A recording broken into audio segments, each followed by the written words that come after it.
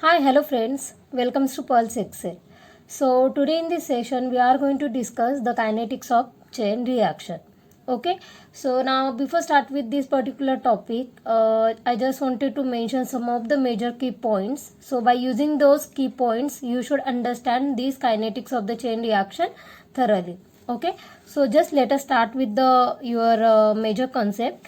So now while we are going to be talking about the chain reaction, so as you can see that in the earlier chemical kinetic chapter we already covered with the your what kinetics of the consecutive chemical reaction, kinetics of the reversible reaction as well as the kinetics of the parallel reaction. So in the same way in the today's session we are going to be briefly talking on the what your kinetics of chain reaction.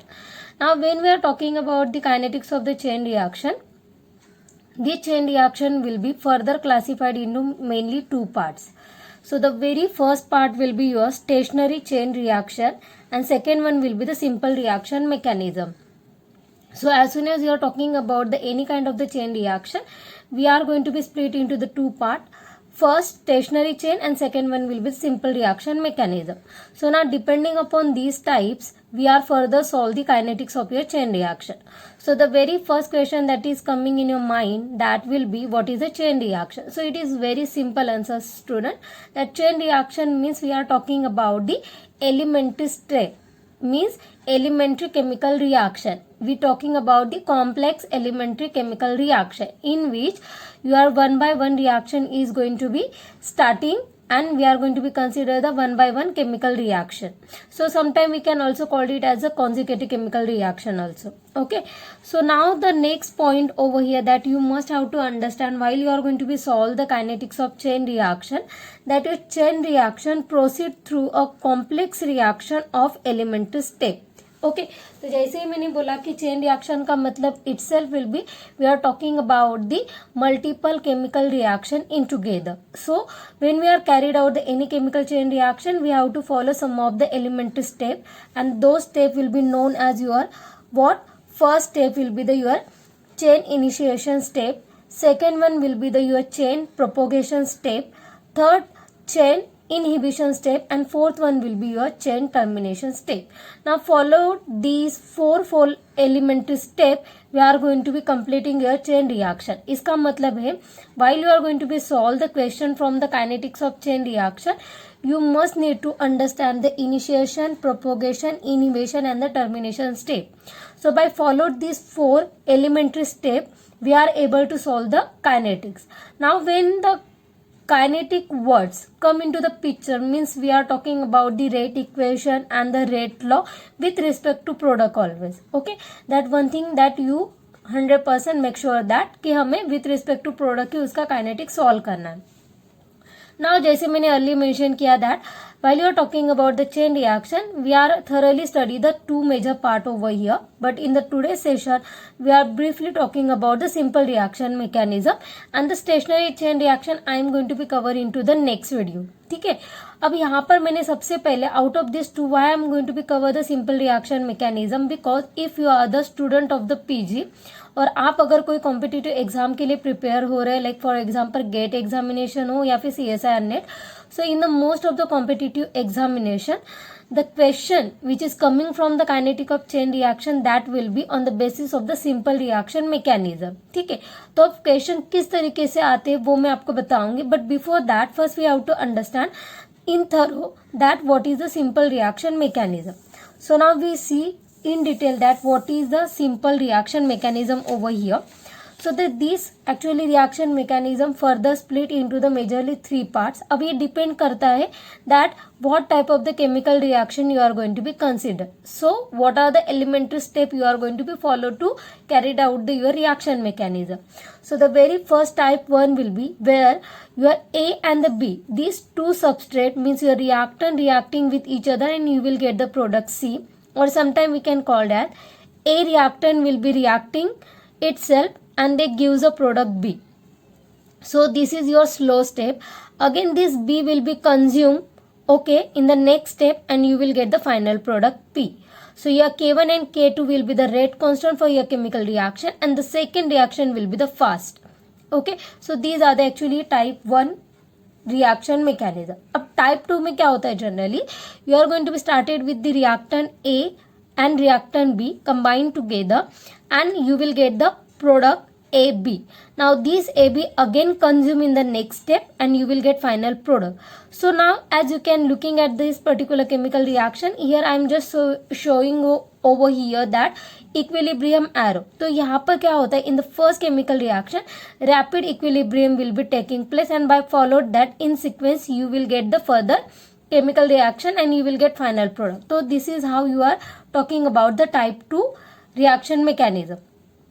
And third type में क्या होता है, here more than 2 elementary steps are going to be carried out. So as you can see 1 2 3, so more than 2 मतलब 2 से ज़्यादा chemical reaction होते हैं जिसमें आपका एक केमिकल रिएक्शन कंपल्सरी स्लो होता है. We can call it as a rate determining step. So as you can see this chemical reaction, A and B reactant reacting with each other and you will get the C plus D product. Now out of these the C product again consume into the next step reacting with another species X and you will get the product P. Now further this P will be again consume into the next step and you will get the final product Q.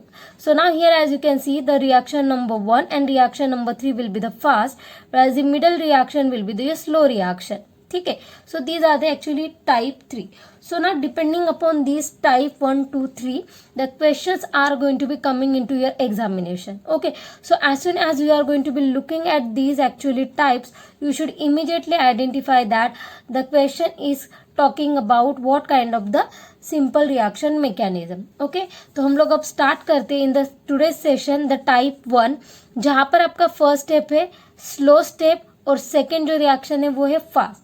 अब जैसे कि मैंने mention किया your first step will be in the type 1 will be the slow, so that should be considered as what your rate determining step. So just take a look the simple reaction mechanism the type 1. So as now you can see, as earlier I mentioned that in the type 1 the first step is your slow reaction, means that should be considered as a rate determining step and that is followed by the rapid subsequent reaction. अब इस type 1 में कौन से chemical reaction हम लोग consider करते हैं, generally the reaction that is going to be taking place between the NO2 and the F2 means fluorine and nitrogen dioxide, and second reaction between the Br minus and the hydrogen peroxide means H2O2 in acidic medium. So when these actually reactions coming into the exam, so you should easily identify कि हम लोग type 1 के बारे में बात करें.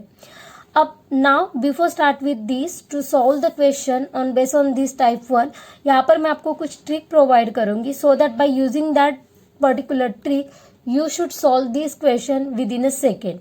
So now what is the actually excellent trick that you have to follow and you have to remember that while you are going to be solve the any question, okay, from the kinetics of chain reaction by the simple reaction mechanism, जिसमें आपको ये follow करना होता है. तो in the examination questions are coming that they are just supposed to provide you the predicted rate law. वो आपको predicted rate law provide करते हैं and you have to what say that कि आपको जो रेट लॉ दिया हुआ है प्रिडिक्टेड वो करेक्ट है या नहीं, जिसे हम लोग यहाँ पर सॉल्व करके जो आंसर निकालते हैं उसे हम लोग यहाँ पर बोलते हैं स्टूडेंट डिराइव रेट लॉ. अब ये आइडेंटिफाई करने के लिए हमें यहाँ पे 4 मेजर स्टेप फॉलो करना है. सो दैट इज योर ट्रिक. तो सबसे पहले क्या कीजिए, जैसे आपको एग्जाम में क्वेश्चन मिलेगा उसमें से आपको इंटरमीडिएट को आइडेंटिफाई करना है. ठीक है ना. After identify the intermediate, second you have to taken that intermediate concentration आपको फाइंड आउट करना है by applying the steady state approximation. अब स्टेडी स्टेट अप्रोक्सीमेशन आपको तभी स्टूडेंट अप्लाई करना होता है because most of the student having question and confusion that when we have to apply exactly steady state approximation. So whenever you are talking about the any complex elementary chemical reaction in which you will get the intermediate, वहां पर ही आपको steady state approximation apply करना होता है, मतलब जिसका life time will be very short होता है. ठीक है, वहीं पे हमें इमीडिएटली क्या अप्लाई करना होता है आपका steady state approximation to get the accurate result.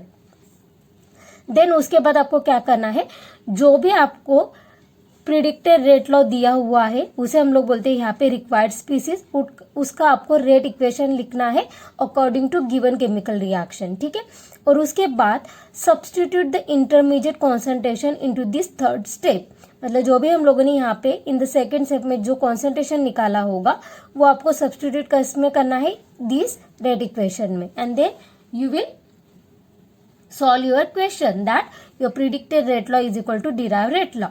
I think so by looking at this chart you might be confused, but हम लोग अभी exactly start करते हैं with the example. अब मान लीजिए एग्जाम में आपको एक क्वेश्चन मिला है, ऐसे ही आपको नेट एग्जाम और गेट एग्जाम में क्वेश्चन मिलेंगे from the kinetic chapter.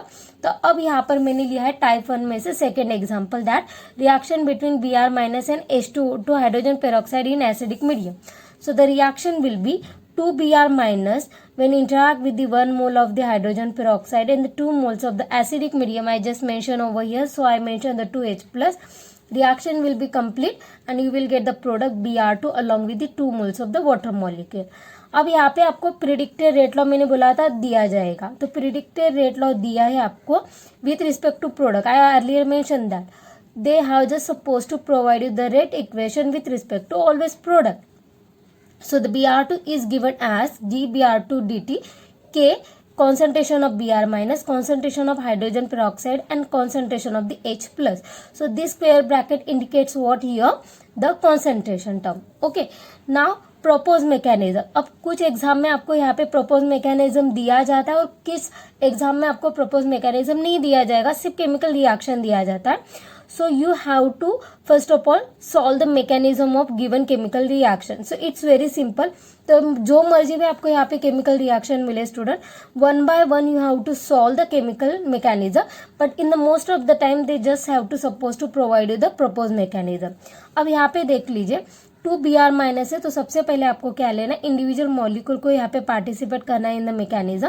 So I just suppose to take only the 1 mole of the Br minus along with the hydrogen peroxide and in 1 mole of the H plus. अब ये react होगा तो सबसे पहले यहाँ पे water eliminate होगा, remaining यहाँ पे क्या बचेगा स्टूडेंट, सिर्फ HOBr. तो मैंने लिखा, तो जैसे कि मैंने बोला टाइप 1 है तो पहला आपका रिएक्शन मैकेनिज्म क्या होगा, यहाँ पे स्लो होगा. देन फर्दर अब यहाँ पे मैंने जैसे बोला जो भी यहाँ पे आपको प्रोडक्ट मिलेगा that is going to be consume into the next step. So I must have to write down the HOBr along with, अभी यहाँ पे रिमेनिंग क्या बचा, H2O2 तो ऑलरेडी हम लोगों ने लिया. अब H plus and 1 more Br minus molecule will be left. I am going to be now combine with this product. So HOBr plus H plus and Br minus. Write down together. You will get the product Br2 along with the elimination of water molecule. So this reaction will be subsequently taking place very fast. So now after writing down the proposed mechanism, the K1 and K2 will be considered as a rate constant for chemical reaction 1 and chemical reaction 2. So I hope so. यहाँ तक आपने question को solve कर लिया. अब हम लोग start करते हैं हमारे एग्जैक्टली ट्रिक से. तो ये तो इतना क्वेश्चन आपको मिल गया या मिल जाता है, या अगर नहीं मिला तो आप ये प्रपोज मैकेनिज्म वेरी इजीली लिख सकते हो, डोंट वरी अबाउट दैट. अब सबसे पहले मैंने क्या बोला था, आइडेंटिफाई इंटरमीडिएट. अब इंटरमीडिएट बहुत सारे स्टूडेंट को पता ही नहीं होता कि इंटरमीडिएट क्या होता है. तो स्टूडेंट ये देख लीजिए, जो भी मर्जी केमिकल रिएक्शन हो 2, 3, 4, 5, 6 step, you have to only see that कि जो हमारा यहाँ पे प्रोडक्ट बनता है, अगर वो प्रोडक्ट नेक्स्ट केमिकल रिएक्शन में जाके डिसअपियर हो रहा है और कंज्यूम हो रहा है तो उसे यहाँ पर हम लोग बोलते हैं इंटरमीडिएट. तो आप अगर देखोगे केमिकल रिएक्शन 1 में HOBr यहाँ पे फॉर्म हो रहा है as a product, but again this HOBr will be यहाँ पर कंज्यूम हो रहा है in the chemical reaction 2.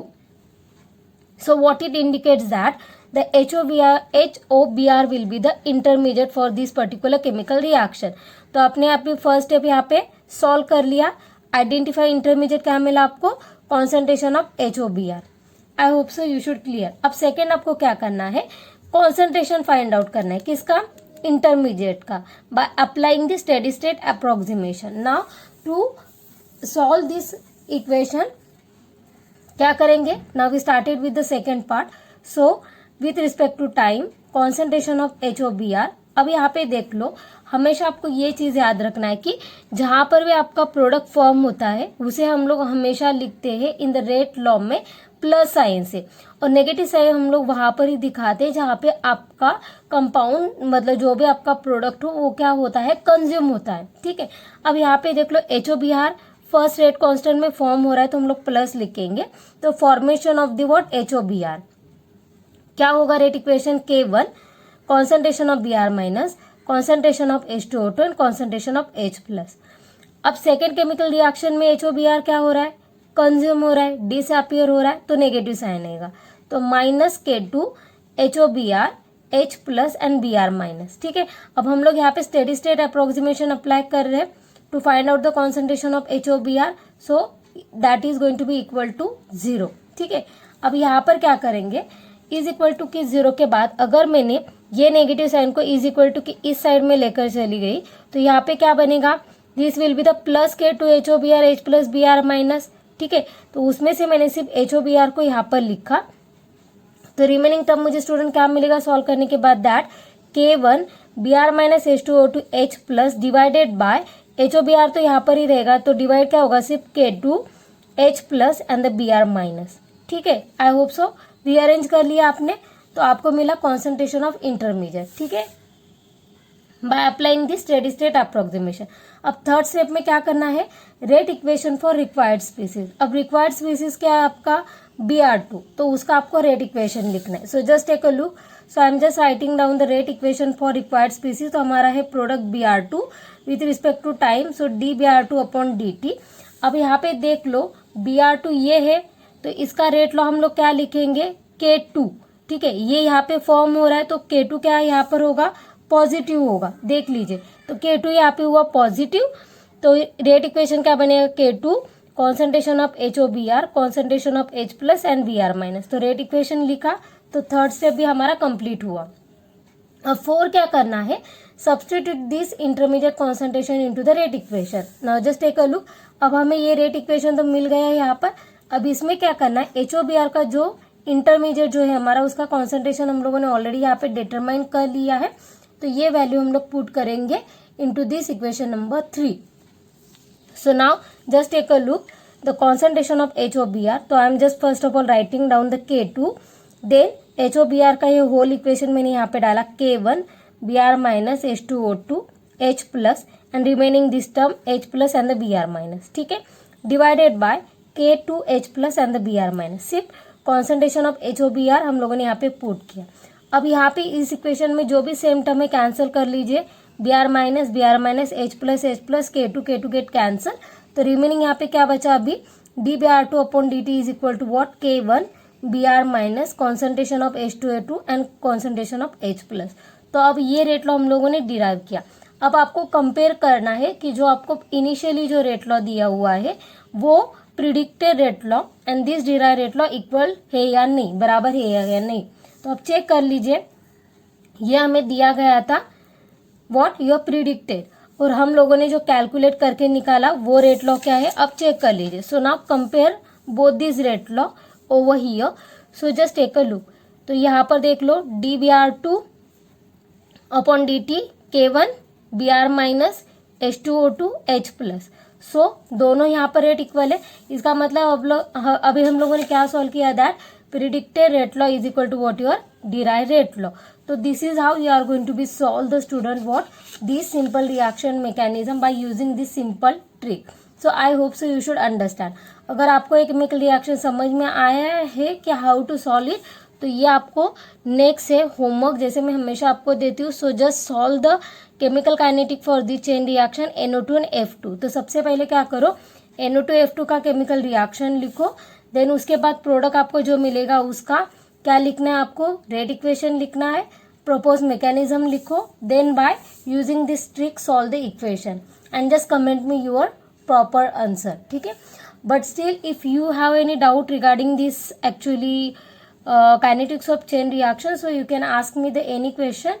I definitely resolve your all the problems. Okay, so once again student, thank you so much watching this video. If you really like this video, so don't forget to subscribe us. Okay, once again thanks a lot.